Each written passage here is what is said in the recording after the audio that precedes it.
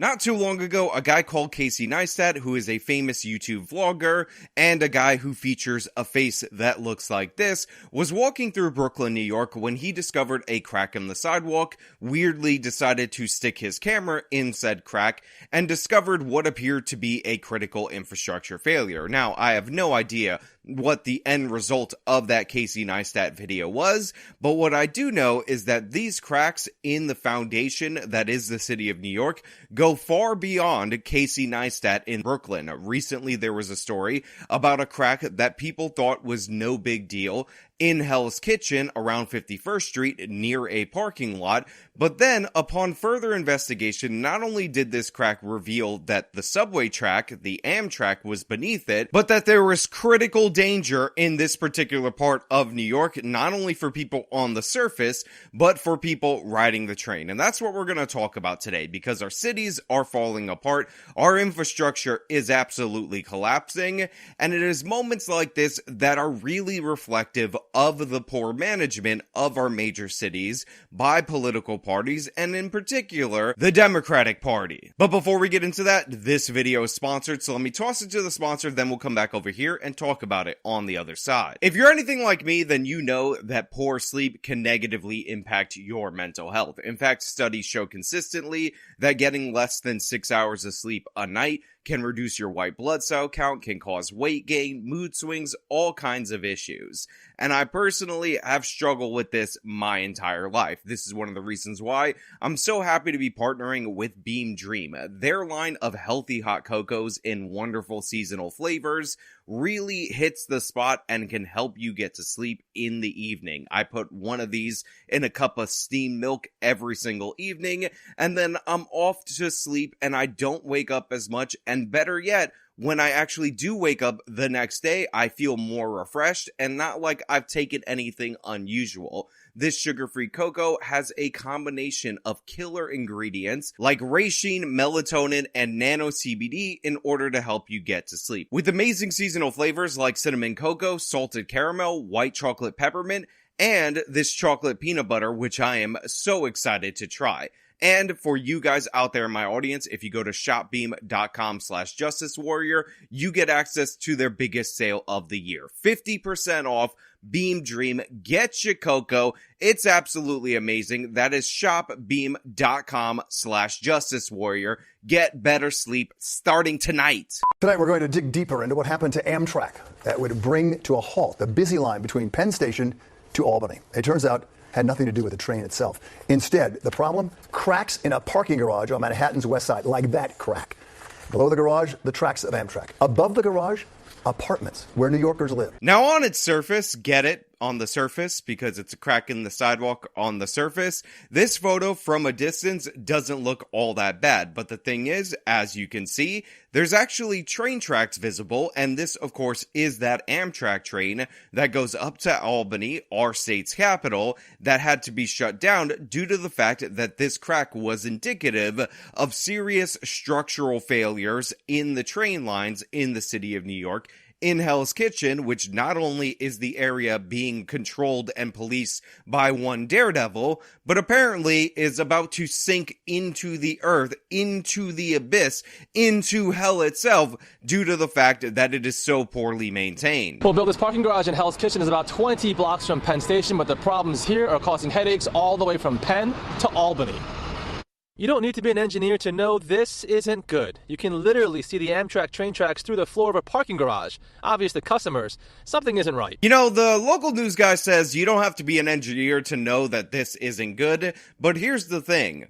Maybe you do have to be an engineer to know that it isn't good. I mean, I hate to be a contrarian, but I would assume if the subway lines are underground, then an ordinary crack in the sidewalk could potentially reveal that subway line, and that wouldn't necessarily mean that everybody above and below is in danger. Maybe I'm crazy, maybe I'm a nut job, whack job conspiracy theorist, but I think you probably do have to be an engineer to understand whether or not this is a serious crack that is life-threatening, that all the cars could be sucked into the train line, killing absolutely everyone, or if this is no big deal, something that you could pour concrete over and it would be A-OK first class all the way. I don't know, I'm not a doctor, I've never researched and diagnosed a sidewalk in my entire life, but I do think that maybe being an engineer probably is required to know whether or not this is a deadly serious problem, which is why initially they didn't really suspend the train lines, but then when the engineers looked at it, they were like, holy crap, it's all about a collapse, the city's falling apart, and then that's when they took the more dramatic action. I don't know, maybe I'm just being contrarian for no reason. It was on Friday, and I had seen two guys looking through a crack, so that's how I knew something was. The crack is literally like as soon as you drive in, you could see the crack through the pavement. And I saw a guy with a flashlight looking down. In fact, it's one of two holes Department of Buildings inspectors found at the Hudson View garage on 51st Street between 10th and 11th Avenues. So this is where stuff actually gets serious, in my humble opinion, because it's one thing to be like, hole in the ground, stick your camera in there, you could see a train line, isn't that crazy? But the fact of the matter is, even though there is a hole inside the parking structure, this one is right at the entrance, the precipice, where each and every car every single day ends up passing through. And when you think about how that thin line of concrete is what separates these vehicles that often weigh thousands of pounds from crashing into the Amtrak line, you realize what an absolute disaster this actually is. Also, it's on 51st Street, so there's a lot of human traffic, there are a lot of apartment buildings around there, there's a lot of businesses around there, and all of that is putting pressure. And to think that the city of New York, a huge portion of it, even if it is being protected by Daredevil, is being held up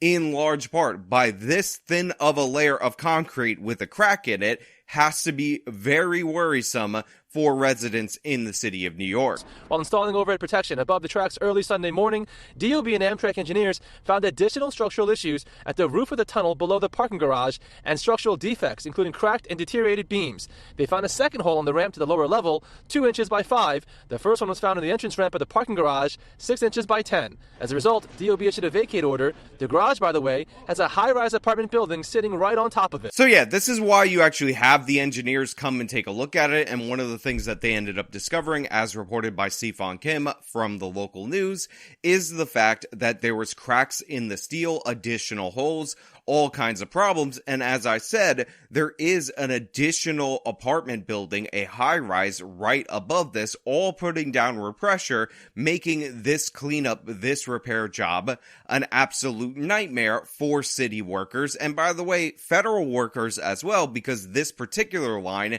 actually is an Amtrak line. Now, of course, one of the things that you have to ask yourself is how things got this bad. Why did our infrastructure start crumbling to this extent? And the answer to this question is that it is being run by the government. As you guys well know, and I've talked about on this channel a bunch of different times, the government is not interested in maintenance because you can't do a ribbon cutting ceremony in front of maintenance. You can't do that when it comes to rewiring the subway. That's why the subway track system is 100 years old. There's more duct tape in there than actual new wire. The signaling system, again, because you can't do a ribbon cutting ceremony in front of it, is still hundreds of years old in the New York City subway. We have no idea where the trains are on the tracks, and we still use a very unsophisticated system of lights on the train. If you guys will remember, there was a viral video of somebody trying to pull a homeless person off the train track, and a lot of stupid people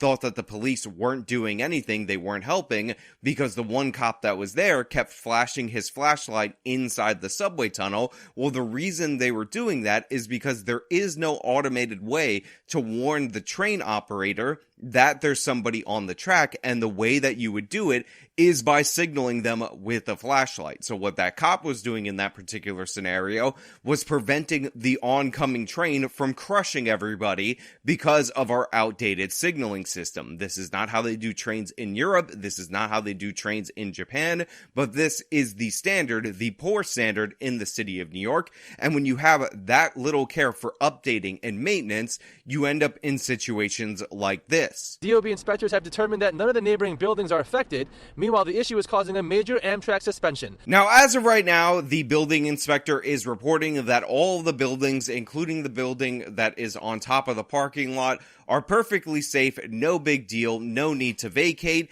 Everything is A-OK, first class all the way. But the thing is, the cars cannot be removed from the parking lot because that is considered too dangerous and potentially deadly for the train or for the vehicles, because there is obviously a belief with the unstable, brittle steel beams that are withering away that a collapse could be potentially imminent. Yet we're being told that all of the residents in the high-rise just above that shouldn't worry, and there's nothing to see here, yada yada, no big deal. And I just want to point out the absolute complete hypocrisy as we're seeing it on display when it comes to the city of New York. Because whenever something happens in a red state, whenever a building collapses or anything like that, we're told that this is due to the fact that Republicans, they deregulate us. Republicans, they don't care about safety, and their lack of concern about safety costs people's lives. But the thing is, New York has one of the most regulated real estate markets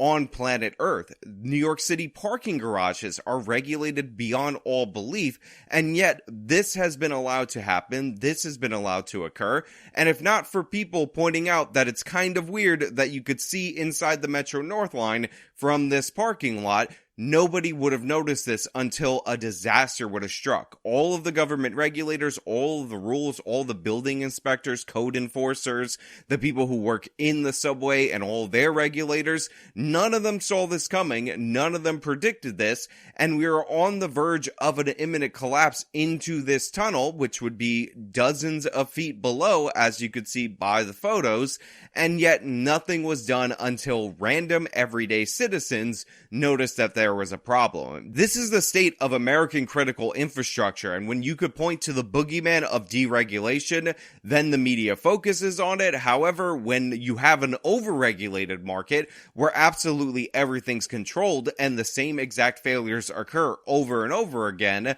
then all of a sudden it's like, nothing could have prevented this obvious problem that could have been prevented by maintenance. As for the garage, it has been closed since Friday for emergency repairs, leaving customers frustrated. I actually called the Hudson Garage this morning, and they did get back to me, but they said they had no information. And, they recently charged my credit card again, and I asked them if they're going to refund that back, and they said they don't have any information to give me. Now, of course, the parking garage is forced to be closed. Nobody can get their cars out of it.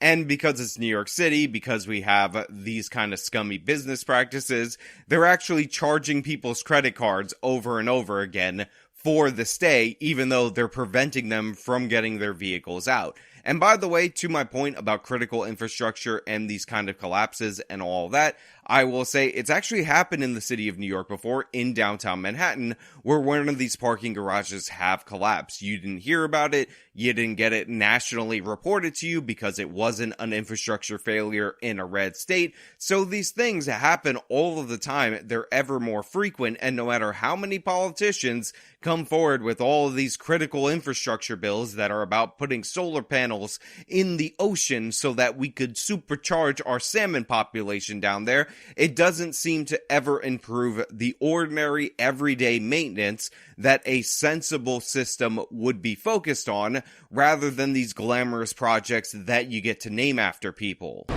Now, a spokesperson for the garage says it leases the garage from the owner and referred us to the owner for these questions. As for the cars inside, they say the earliest these cars can be removed is this Saturday. Yeah, I hate the city of New York sometimes. I really do. You have the people in the parking garage saying, listen.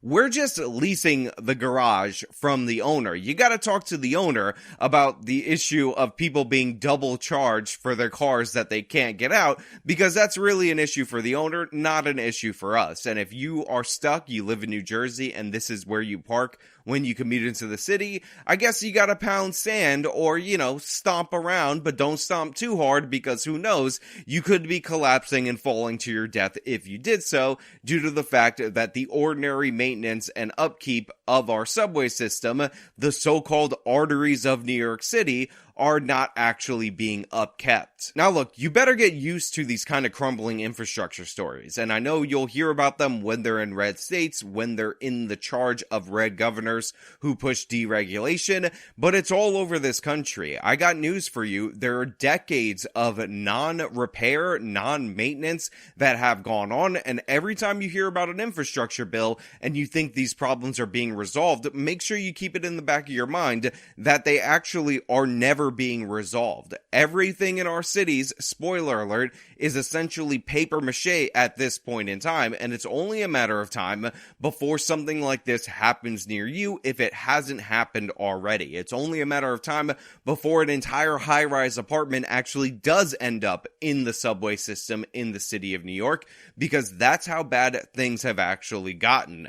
They're stealing from your highway funds, they're stealing from your infrastructure funds, because you don't notice today, you don't notice in the next few years once the maintenance isn't being done, but long term it's absolutely disastrous, and when that bridge collapses, they'll find the closest politician in order to blame for this, not even acknowledging the fact that all these other predecessors are the ones who started the process of looting the treasury. But hey, those are just my thoughts, so let me know your thoughts down in the comments below. If you like this video, show them by leaving a like, subscribe for more content, follow me on all my social media, support me via the support links in the description of this video. This has been me talking about New York City literally collapsing. Till next time.